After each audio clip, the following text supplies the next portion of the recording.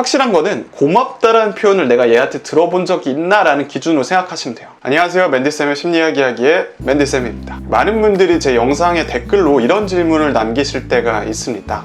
이러이러한 친구 손절해야 될까요? 보통 이 정도의 생각을 갖는 단계까지 왔다면 당신은 지금이 아니더라도 언젠가는 이 친구와 손절을 하게 될 겁니다.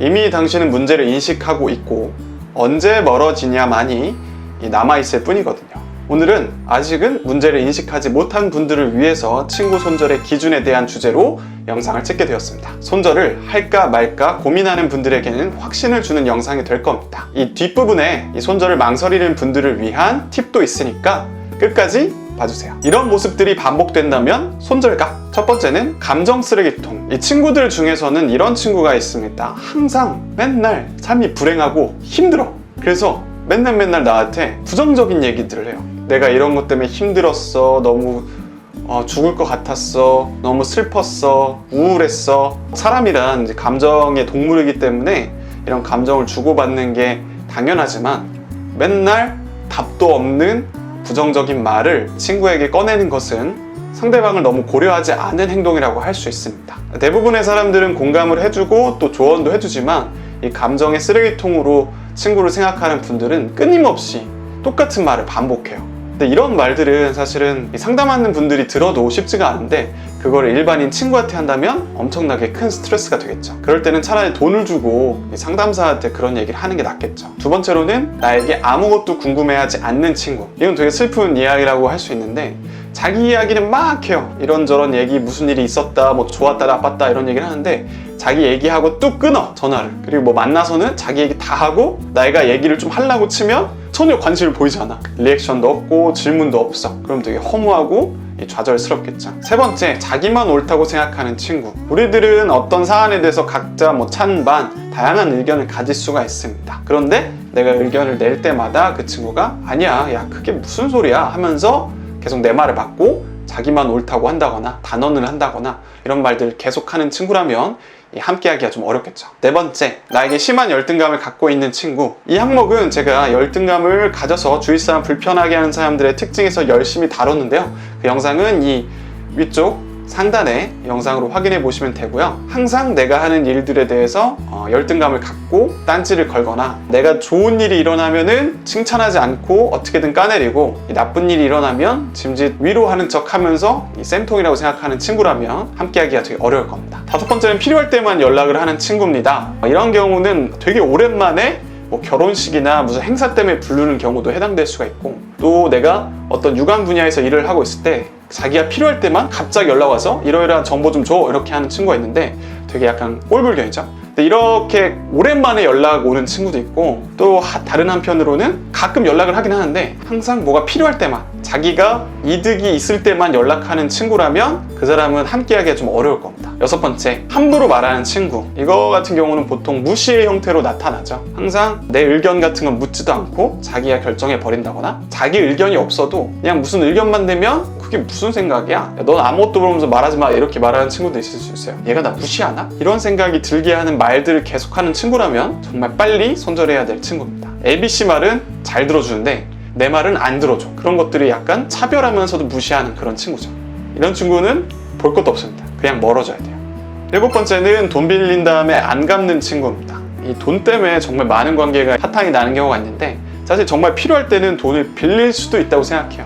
근데 그 돈은 너무 커서도 안 되고 적당한 수준에 우리가 줄 수도 있다. 이 정도 수준의 돈이라면 빌려주고 갚을 수도 있다고 생각하는데 이런 돈을 끊임없이 빌리는 사람들이 있어요. 아주 소액인 돈을 야 나 뭐 10,000원만 꺼줘, 한 50,000원 꺼줘 이렇게 계속 꺼달라고 해놓고 갚지를 않아. 이런 사람들은 나를 호구로 보고 있거나 그냥 물주로 생각하고 있을 가능성이 높습니다. 이런 친구 같은 경우는 손절할 때 돈 준 거 다 달라고 한 다음에 연락을 끊는 게 가장 현명한 방법이겠죠. 혹은 그냥 돈 잃었다 치고 너 어차피 돈 안 갚고 계속 돈만 빌리려고 하잖아 이러면서 그냥 꺼지라고 하는 게 맞습니다. 여덟 번째, 사과를 하지 않는 친구. 우리가 지내다 보면 갈등이 일어날 수 있어요. 그럴 때는 명백하게 그 친구도 잘못한 게 있고 나도 잘못한 게 있을 수 있어요. 근데 끝까지 자기 자존심 때문에 사과를 안 하는 친구가 있을 수 있습니다. 그런 친구는 자존심도 세고 자기 잘못을 인정하지 않으니까 보통 관계 개선을 위한 노력을 하지 않는 경우가 많아요. 결국 그냥 내 탓이고 내 잘못으로 생각하고 싶은 거야.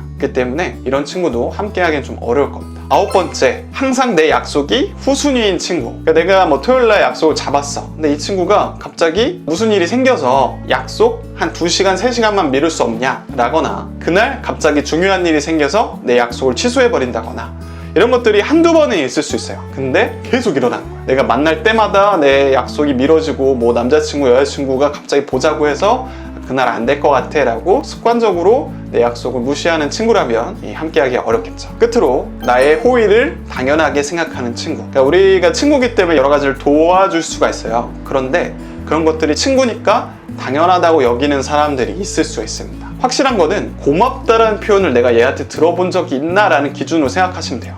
나는 분명히 얘가 뭘 해줬을 때 고맙다고 했는데 얘는 내가 뭘 해주면 단 한 번도 고맙다는 말을 안 하네. 그럼 이 친구에 대해서 다시 한번 생각해 볼 필요가 있겠죠. 결국 이 모든 행동들의 원인은 뭐냐? 이 친구가 나를 소중하게 여기지 않는다는 겁니다. 여러 가지 이야기를 했지만 딱 한 가지만 기억해 주세요. 이 친구가 나를 소중하게 여기는 게 맞을까? 그게 아니라면 바로 손절해야 됩니다. 이는 친구 기간이 오래된 것과는 상관이 없습니다. 오랫동안 앞서 말씀드린 행동들을 지속적으로 나한테 했다면 더 빨리 손절해야 될 이유이기도 하죠. 그동안 내가 고통스러웠고 많이 힘들었으니까요. 반대로 한두 가지 행동을 했다고 이 친구를 바로 손절해야겠다 생각할 필요는 없습니다. 항상 중요한 거는 이 친구가 지속적으로 이런 모습을 보여줬느냐예요. 한두 번 그런 거는 이 친구의 뭐 사정이 있을 수도 있고 그거는 우리가 정확하게 알기는 어렵기 때문이죠. 손절이 두려운 당신에게, 우리가 말로는 쉽게 손절을 이야기하지만 인간관계를 그렇게 무썰듯 쉽게 끊어낼 수는 없습니다. 그간 함께한 시간이 있고 또 관계되어 있는 사람이 많을 경우에는 쉽게 손절하기가 어렵죠. 그래서 우리는 손절을 위한 다음과 같은 준비들이 필요합니다. 첫 번째, 그 친구가 나에게 소중하게 대하지 않았던 행동들을 쭉 적어본다. 이건 원래 헤어진 연인을 잊을 때 쓰는 방법이기도 한데요. 이 친구 관계도 이 같은 인간관계의 한 축이기 때문에 동일하게 효과가 적용될 겁니다. 그 친구가 했던 다양한 행동들을 적다 보면 아, 맞아, 이 친구는 우리가 멀어질 수밖에 없겠다 라는 생각이 강하게 들게 됩니다. 그래서 제 영상에 그 친구가 했던 여러 가지 만행들을 적어 놓으신 분들이 계세요.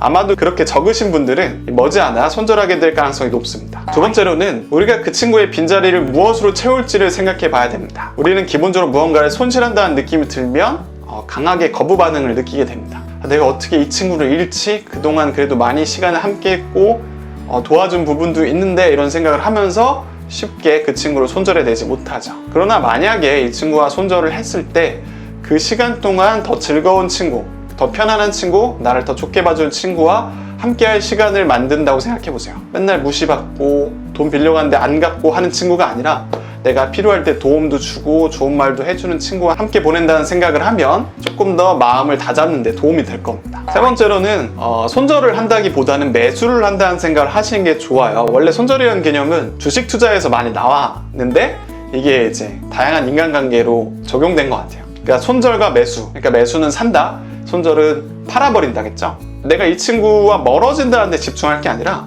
내가 나를 좀 더 좋게 봐주는 사람들을 더 가까이 하고 더 많은 시간을 갖는다라고 보면 됩니다. 그러면 자연스럽게 나를 좀 안 좋게 보고 나를 힘들게 하는 친구들과는 멀어지겠죠. 시간을 안 쓰니까. 그래서 그 친구가 뭔가 필요로 할 때만 연락한다고 하면 아, 내가 좀 바빠서 그걸 해줄 시간이 없네 라고 하면서 다른 친구에게 애정을 쏟는 거죠. 네 번째, 이 친구와 관계된 사람이 많고 또 이 친구가 뒷담화하는 경력이 있어서 그런 부분이 무서울 수 있습니다. 근데 이거는 피할 수가 없고 그렇게 뒷담화를 자주 하는 친구라면 그 주위의 친구들과도 결국은 멀어질 수밖에 없어요. 그렇기 때문에 너무 걱정하지 말고 나를 좋게 봐주는 친구들과 시간을 함께 하는데 집중할 필요가 있습니다. 우리는 결국 살면서 비난을 피할 수가 없고요. 그거는 내가 뭐 잘못을 했건 안 했건 비난을 피할 수가 없어요. 그러니까 내 주위에 좋은 친구들과 그런 상처들을 보듬으면서 그냥 나아갈 뿐입니다.